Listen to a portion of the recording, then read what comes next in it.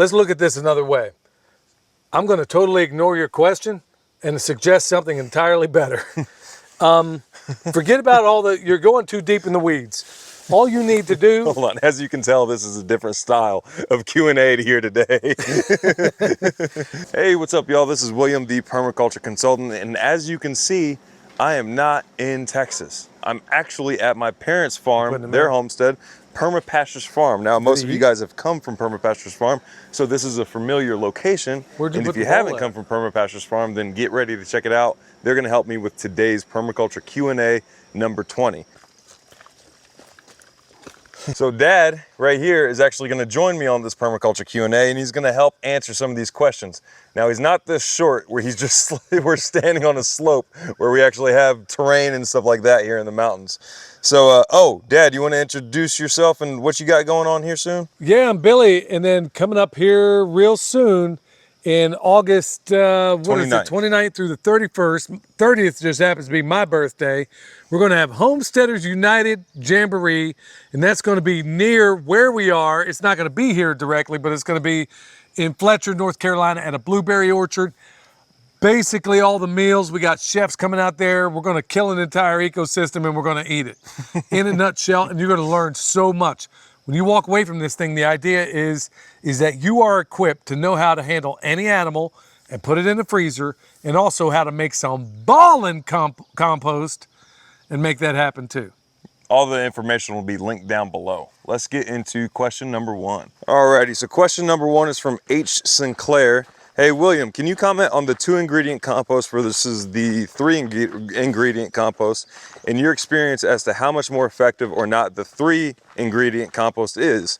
Is it worth the extra effort to find some manure if you're not running animals? Cheers, thanks for all the tutorials, super useful.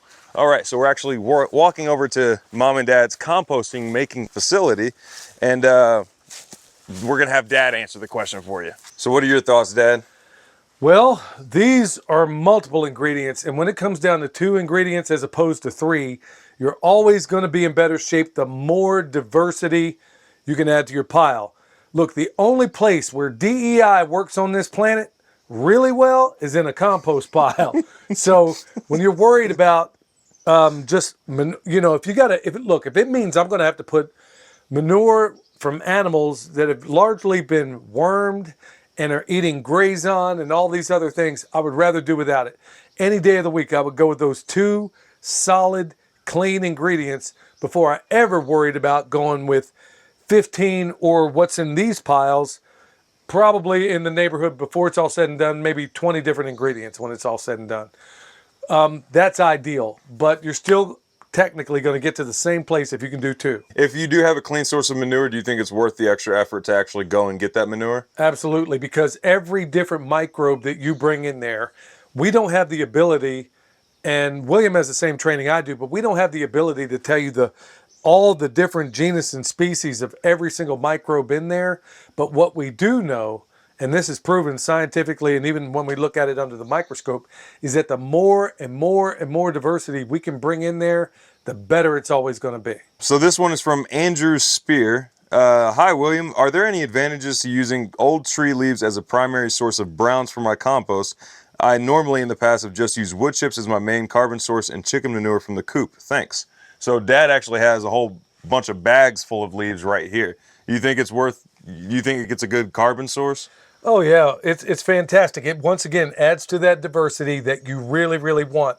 So if you look over here, we have a combination. We got wood chips here, and they're of varying sizes. And then we have smaller wood shavings that are back underneath all of this. You can't see all that.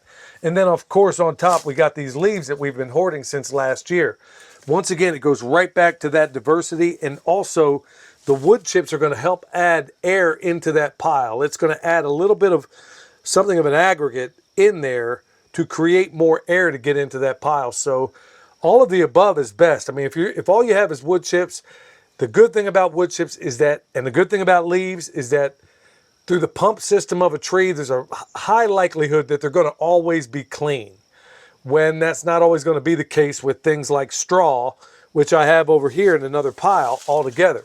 Right over there. This straw, I know for a fact, is 100% clean. It was used as animal bedding, And there's no way on earth I would ever use it if I know that it had been sprayed or whatever else with anything that might compromise my pile. The problem is that every single time you have a dewormer or anything else in your pile, you're eventually going to get the compost, but it's going to have to climb Mount Everest before it could ever come back down again, getting over all of the bad stuff, which can be sequestered in a compost pile.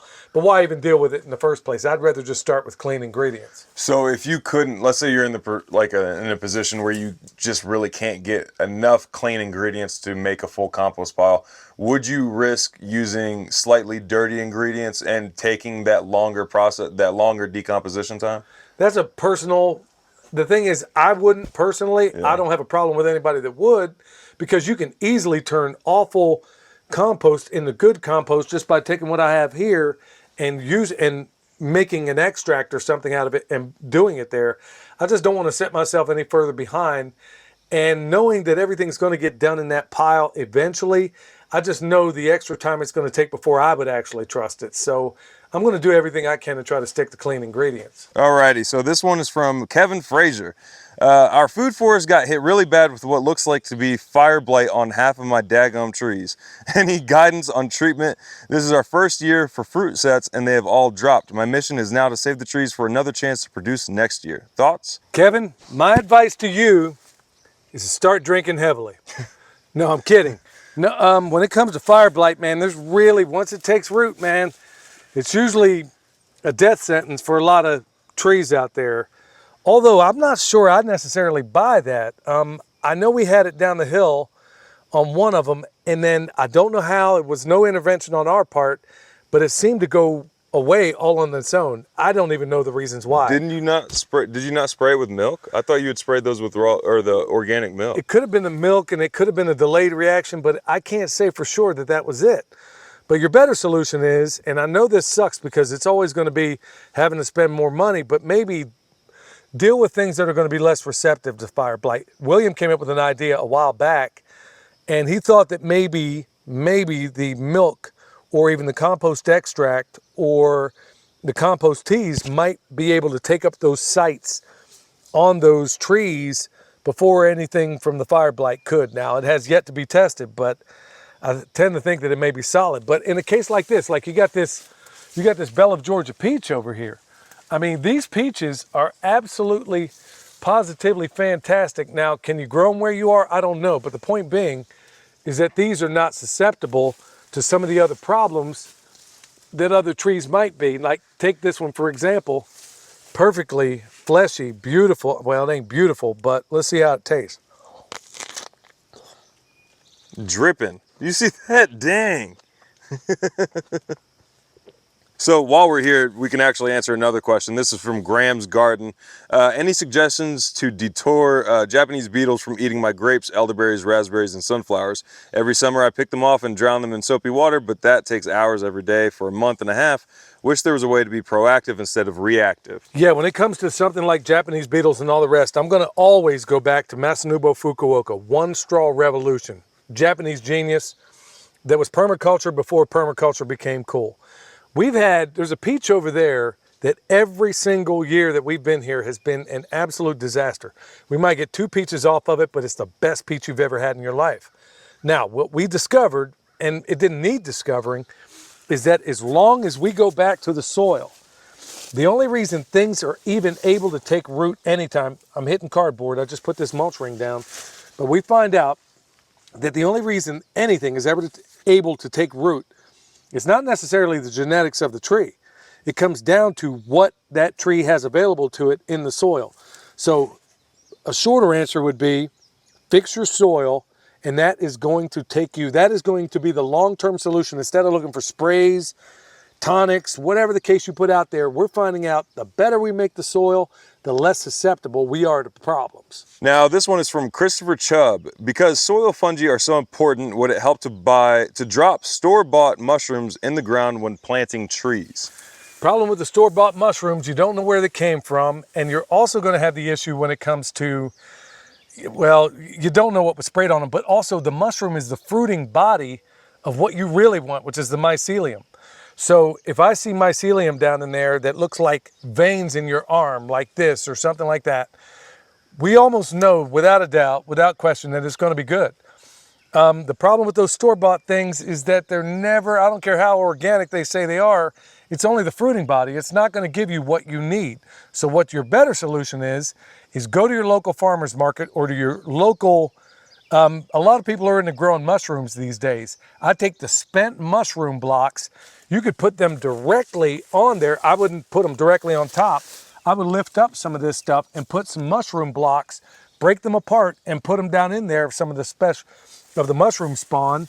You can go about it that way. That's going to be way more effective than trying to get anything out of the store. And plus, I could get an entire truckload of mushroom spawn, I think for $50. Also, if your soil conditions aren't ready to like house fungi and stuff like that, they're just going to go back to the spore state, right? That's right. And you're back at square one. Yep. So you have to, there's no way of getting out of like increasing your soil life and making better soil. Yeah, but I mean, I understand where you're going with that, and I think it's a fantastic idea. But when you get down to brass tacks, you're going to save so much money. I'll put it this way. I could buy, for the cost of one 16-ounce pack of mushrooms, I could probably buy 5 entire blocks that big for the cost of what you would have spent for that, and your likelihood of getting something good out of it, even if it's a spent blocks, because they only get maybe one. If they're lucky, they might get 2 fruitings out of it. A lot of people throw them away after the first one. So you have a high likelihood just by getting their spent mushroom blocks, which is already in a substrate that's already going to be good for growing mushrooms anyway. The worst that happens is you improve your soil. Yeah, actually. All right, so this next one is from Male CC Nurse. For planting a micro orchard with dwarf and semi-dwarf trees, I suppose soil remediation is important, of course, but also the necessary follow-on question is how deep? If someone was to dig a small pit to create something like a hugelkultur bed, but for a dwarf fruit tree, how deep would this soil trick need to go? The expected crown height? Let's look at this another way. I'm going to totally ignore your question and suggest something entirely better. Forget about you're going too deep in the weeds. All you need to do... Hold on, as you can tell, this is a different style of Q&A here today. We're going to do this a different way. This is a fig, okay? There are many like it, but this one is mine. So look at what I got over here. I started to sheet mulch it with cardboard. Now, all I did was took the cardboard, the new cardboard, and it's not that new, but I just put it over the old wood chips here, okay?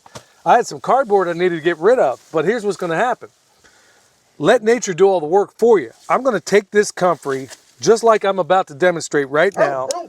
I got all this comfrey, which is a dynamic accumulator, just like this. I'm going to throw that down on top of that cardboard. It could very well be underneath. It could be underneath and on top. And I'm going to cover that up with a ton of mulch.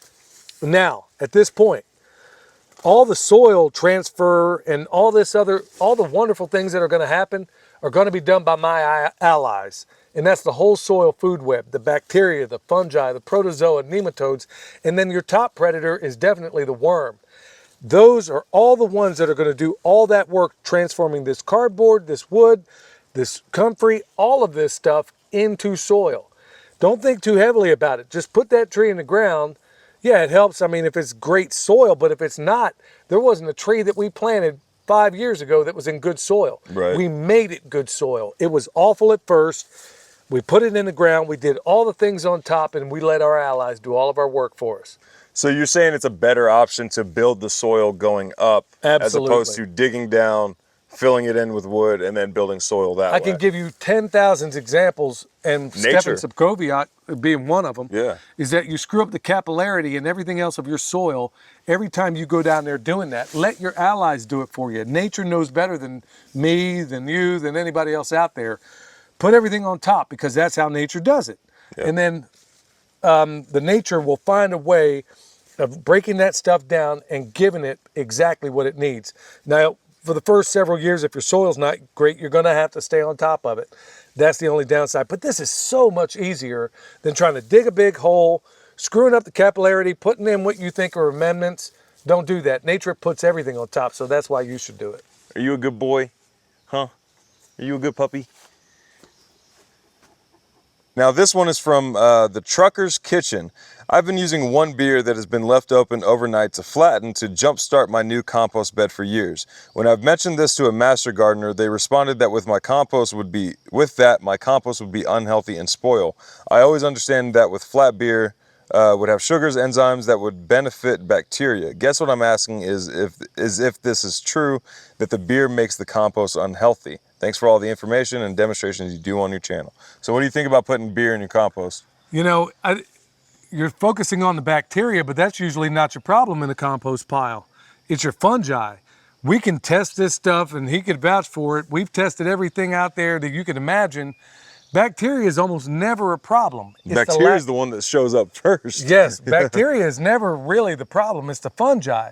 I would focus less on bacteria, focus more on the fungi, because in, let's say, an old growth forest, we're going to have a fungi to bacterial ratio that's maybe 1,000 or 10,000 to 1. In a food forest, it could be 100 to 1. In your pasture, like you see behind me, it could be, we want it to be 50-50. But in most pastures in America, there's almost no fungi in it. And there should be at least 50% bacteria, 50% fungi. To come full circle with your question, focus less on the bacteria, more on the fungi, because the bacteria doesn't need a whole lot of help. Right, and I was thinking the alcohol might be counterproductive to the whole, because alcohol is a result of anaerobic digestion. You want to use aerobic digestion, so it's a little counterproductive to what you're trying to do. All right, thank you guys so much for watching. This was fun to do a permaculture Q&A with Dad at Perma Pastures Farm.